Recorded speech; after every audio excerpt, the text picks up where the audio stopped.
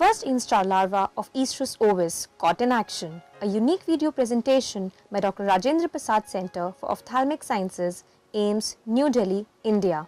A 42-year-old male presented with complaints of foreign body sensation in his left eye after an insect flew into his eye during a windstorm 2 days back. His ocular examination revealed visual acuity of 6/6 in both eyes with mild palpebral conjunctival congestion in his left eye.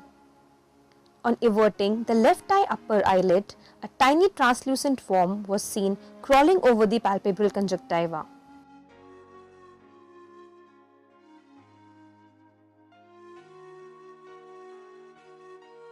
Under dim light, the larva remained stationary over the exposed parts of bulbar conjunctiva. However, as the light intensity was increased, the larva quickly crawled towards the fornices.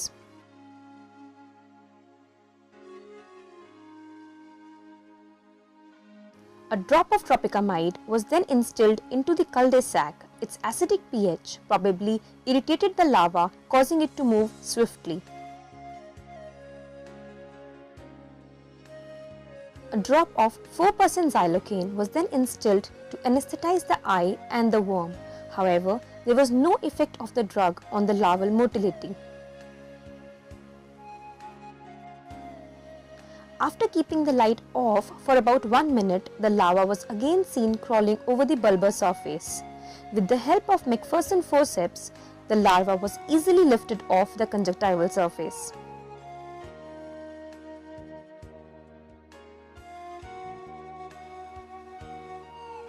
The larva was then sent for microbiological evaluation in 0.9% saline while it was still alive. Microscopic examination, larva with spindle-shaped skeleton measuring 1056 by 440 microns was seen. This is the head end showing the oral hooks connected to its internal cephalopharyngeal skeleton with multiple spiny projections. This is the tail end, again showing multiple spiny projections. Locomotory pattern of the larva was studied under the microscope, which typically is a combination of turgor pressure and antagonistic contraction of muscles, which initiates at the posterior end.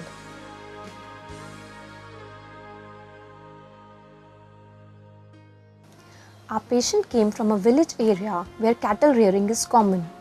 Our patient was immunocompetent with no history of any systemic illness. Fundus evaluation was done and was found to be within normal limits.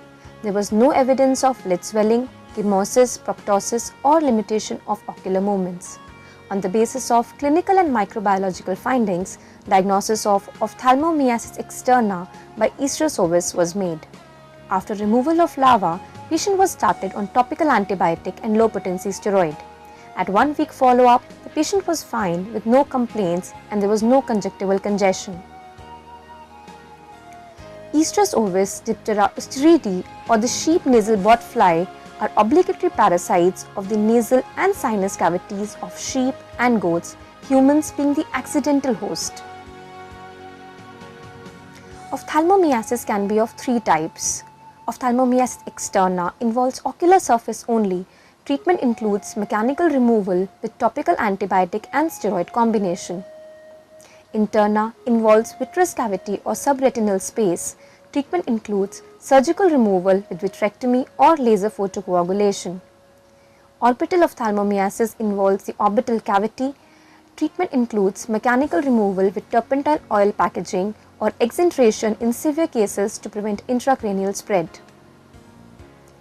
These zoonoses can be prevented by simple methods like better sanitation and personal hygiene, use of insecticides to reduce the fly population, use of mosquito nets, window screens and insect electrocuting devices, preventing infestation of animals by maintaining clean surroundings and regular veterinary checkup, and most importantly, to consider this condition in areas where prevalence is high and in patients involved in livestock farming. Thank you.